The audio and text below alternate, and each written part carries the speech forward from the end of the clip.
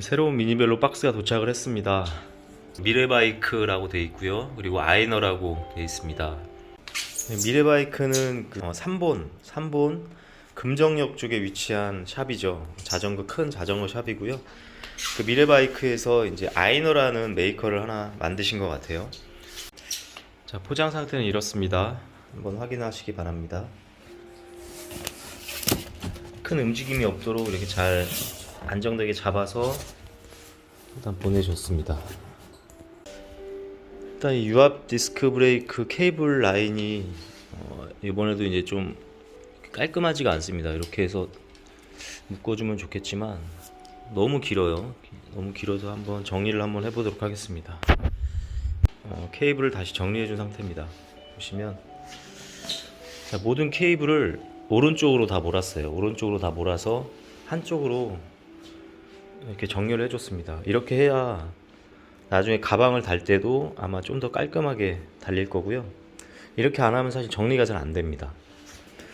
실제로 케이블이 좀 길기 때문에 헤리컬 밴드를 이용해서 전체로 다 묶어주면 가장 좋고요. 저는 지금 헤리컬 밴드가 없어서 이렇게 케이블 타이로 일단 묶어준 상태예요.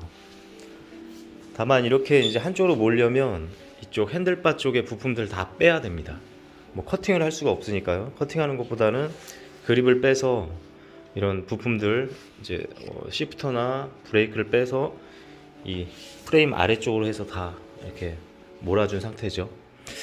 다만 이제 이 그립 시프터가 락 그립이 아니기 때문에 뺐다 끼우기가 꽤 어렵습니다. 그래서 꽤 번거로운 작업이 될 수 있을 것 같아요.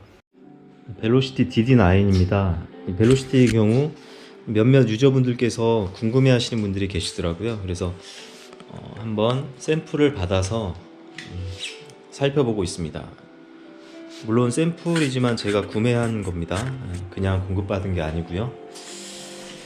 자, 지금 최근에 이제 미니벨로들이 정말 가성비가 좋게 나오고 있어요. 마치 이게 가격 경쟁하듯이 가격이 너무나 저렴하게 이제 나오고 있어서 좀 걱정도 되는 형태입니다. 좀 양극화 현상이 생길 수도 있고요. 고급 브랜드들은 좀 더 고급화로 가게 되고. 자, 벨로시티 DD9을 한번 살펴보도록 하겠습니다. 일단 프레임을 한번 보시면요. 일단 저는 그 주황색이거든요. 제가 구매한 건 주황색이고요. 망고색이라고 하는데 일단 주황에 가깝습니다. 그 커브 형태의 프레임입니다. 곡선형 프레임인데 지금 우리가 일반적으로 알던 다온이나 이런 곡선보다는 좀 더 각진 형태입니다. 보시면 이쪽 이렇게 보시면 각이 좀 져 있죠. 코코로코 그 메디슨 커보도 이런 형태로 각이 져 있죠. 근데 이제 이 벨로시티 DD9 같은 경우는 좀 독특합니다. 보통 커브 형태의 프레임 같은 경우는 이렇게 체인스테이가 달려있지 않죠. 체인스테이가 없이 이쪽 시트 튜브에서 한 번 더 덧대서 이제 체인스테이로 이렇게 내려오는 형태죠. 이렇게. 네, 이 제품 같은 경우는 아예 좀 더 튼튼하게 체인스테이가 일반 직선형 프레임처럼 체인스테이가 달려 있어요. 그래서 이렇게 보면 거의 뭐 좀 안정감이 있고 상당히 튼튼한 형태의 프레임이 이제 나온 거죠. 프레임을 보면 이제 용접 부분을 한번 보세요. 용접이 상당히 꼼꼼하게 잘 되어 있습니다. 이제 프레임은 알루미늄이고요. 이 제품 같은 경우는 아마 6061 알루미늄이겠죠. 용접이 상당히 촘촘하게 그리고 튼튼하게 잘 되어 있는 걸 볼 수 있어요. 그리고 경첩은 구형 경첩이 사용되어 있습니다. 최근에 이제 뭐 다온에도 많이 쓰이고 입문급 자전거들에 많이 쓰이는 경첩이라고 보시면 되겠죠. 일반적인 형태입니다. 여기 앞에 이제 캐리어 블럭이 달려 있는데 일전에 한번 제가 미벨등에서는 소개를 해드린 적이 있는데 캐리어 블럭이 다온이나 코코로코, 뭐 티티카카 이런 곳에 달린 돼지코가 있잖아요. 이 돼지코에 호환이 되는 캐리어 블록이라고 보시면 됩니다. 구동계 부품들을 한번 살펴보도록 하겠습니다. 시마노의 소라 원터치 시프터가 달려있고요. 2/9단이고요. 앞드레일러 같은 경우는 이제 소라 제품은 아니에요. 이런 데서 약간의 원가 절감이 있겠죠. 이그니트라는 이제 중국 브랜드입니다. 구동되는 형태는 나쁘지 않습니다. 뒷트레일러는 소라 이제 R3000 뒷트레일러가 달려 있습니다. 미디엄 케이지 정도 되고요. 그리고 지금 스프라켓이 선샤인 제품인데요. 11, 28T가 아니고 11, 20, 30T입니다. 그러니까 이쪽 25T까지 간 다음에 바로 30T로 건너뛰어가지고 극단적인 어필에 좀 대비를 한 형태겠죠. 제동계 쪽을 보면 유압식 브레이크예요. 역시 유압식 디스크 브레이크인데 다행히도 시마노 제품이 달려 있어요. 시마노 제품이 달려 있고 세팅이나 이런 모든 것들이 쾌적하게 돼 있습니다. 세팅이 전혀 어렵지 않고 쾌적하게 돼 있어요. 예전에 제가 스노크 20 때 이 디스크 브레이크 세팅에 아주 애를 먹은 적이 있거든요. 시마노 제품이 달려서 좀 반갑더라고요. 이 제품 같은 경우 이제 캘리퍼가 시마노 제품이에요. 시마노 제품이고 보시면 케이블도 시마노 제품이 쓰여져 있고요. 브레이크 패드도 보시면 시마노 레진 패드가 달려 있습니다. 전반적으로 이제 시마노 제품이 달려 있어서 기존에 이제 스노크에서 텍트로 제품보다는 구동성이나 여러 가지 면에서 좀 더 좋은 것 같아요. 케이블 같은 경우는 아까 잠깐 영상에서 언급해드렸지만 다시 세팅을 했습니다. 한쪽으로 돌려서요. 아까 프레임 소개할 때 이제 포크는 제가 말씀을 안 드렸는데요. 포크는 스틸 포크입니다. 보시면 자석을 한번 갖다 대보죠. 프레임은 알루고요. 포크는 이제 스틸 제품이라는 것을 알 수가 있습니다. 이 안쪽을 보면 이제 포크가 어떻게 연결이 됐는지 한번 보니까요. 좀 아쉽게도 대왕 볼트 방식은 아니에요. 안쪽에 이제 스타너트나 이런 것들을 박아서 일반적인 스템을 쓸 수 있도록 이렇게 한 방식이더라고요. 아무래도 이제 이런 핸들 포스트, 다운류의 핸들 포스트를 결합할 때는 제가 볼 때는 가장 좋은 건 대왕 볼트 방식이라고는 생각이 듭니다. 잡아주는 힘도 강하고요. 하지만 이런 것들은 이제 좀 원가의 절감이라는 차원이 있을 것 같아요. 그렇다고 해서 이게 뭐 심한 유격이 있거나 그런 부분은 아니고요. 결합 방식의 차이죠. 그리고 핸들 포스트 같은 경우는 높이 조절형 핸들 포스트가 달려 있고 이렇게 안쪽으로 폴딩이 되는 형태입니다. 그립이 조금 아쉽는데요. 이게 락 그립이 아니라 고무 그립이라 이걸 뺐다 끼기가 진짜 힘들더라고요. 휠셋은 제가 영상으로 잠깐 허브 쪽도 열어서 어떤 형태인지 한번 휠셋을 한번 빼봤습니다. 휠셋을 빼서 안쪽에 이제 허브를 한번 보고 있는데요. 일반적인 실드 베어링 허브가 다 들어가 있습니다. 오픈 베어링 방식은 아니고요. 메이커는 어딘지 정확하게 써져 있진 않아서 잘 모르겠지만 구음성도 나쁘지 않고 라체 소리도 좀 우렁찬 편이에요.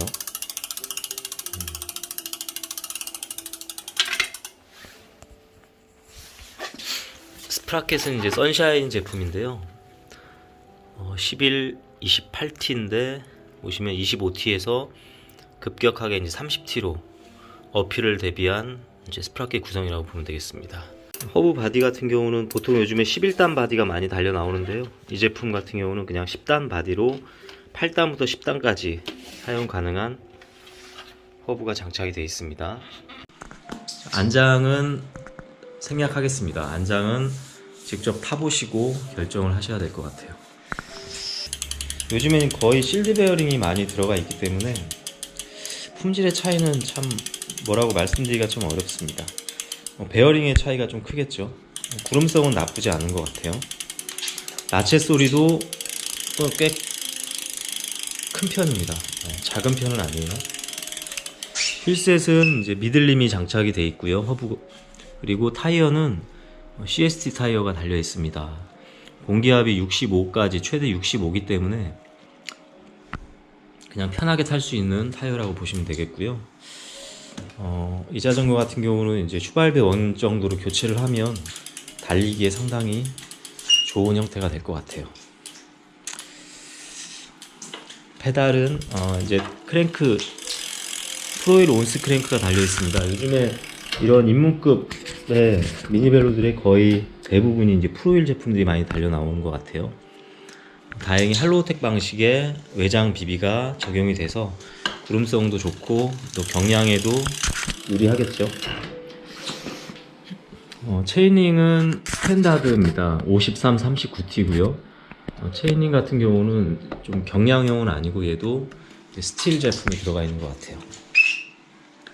이렇게 보시면 이렇게 자석이 붙는 걸 보면 스틸 제품이 들어가서 좀 묵직합니다. 얘는 튼튼하긴 하겠죠. 페달은 일반적인 접이식 페달이 달려 있습니다. 내구성이 이렇게 좋지는 않습니다.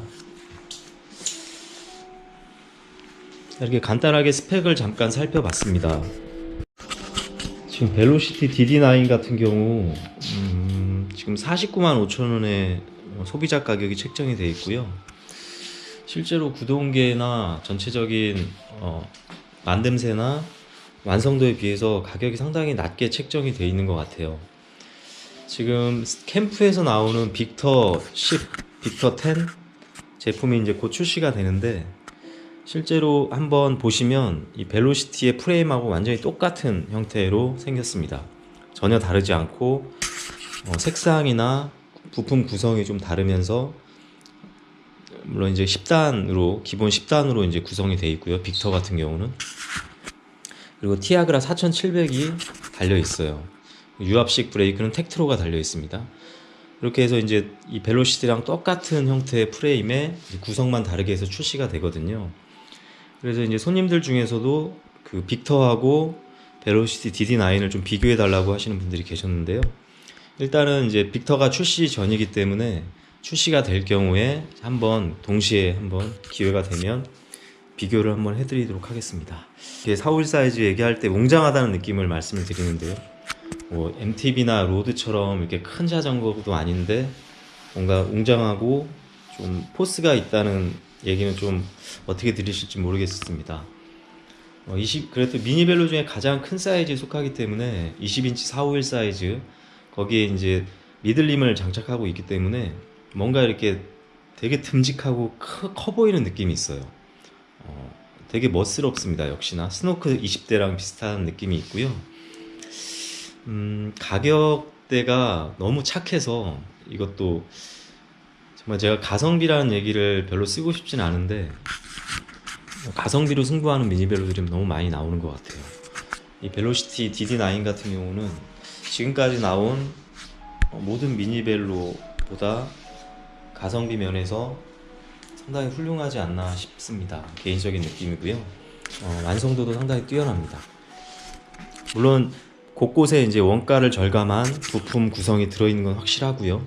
그렇지만 전체적인 구동계가 시마노 소라에 맞춰져 있고, 그리고 유압식 디스크 브레이크 시마노 제품을 채용하고 있기 때문에 가장 중요한 부품에 대해서는 전반적으로 부품 구성이 괜찮은 편이에요. 그리고 크랭크셋도 할로우텍 방식의 크랭크셋이 달려있기 때문에 구동성이나 속도감 이런 여러가지 면에서 부족함은 없습니다. 실물을 한번 보시면 좋을 것 같아요. 실물도 상당히 이뻐요.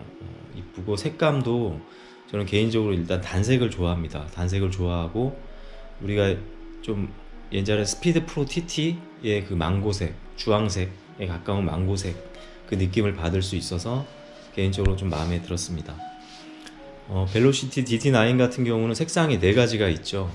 블랙 색상이 있고, 주황 색상이 있고요. 그리고 그린 색상, 그리고 분홍 색상, 이렇게 4가지의 색상이 준비가 되어 있는 것 같습니다.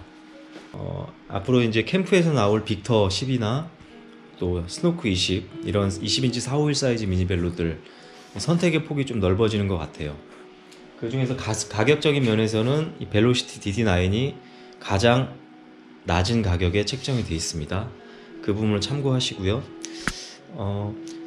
아무래도 이제 앞 다단화가 되어 있는 모델이기 때문에 여행용이나 아니면 전천후로 어필까지도 생각을 할 수 있는 기업이라는 생각이 듭니다. 그래서 싱글 모델하고 다단화 모델 여러 가지들이 이제 출시가 되기 때문에 본인이 어떤 라이딩을 하실 것인가에 맞춰서 선택을 하시면 될 것 같습니다. 그럼 이상으로 벨로시티 DD9 간단한 리뷰 영상을 마치도록 하겠습니다. 감사합니다.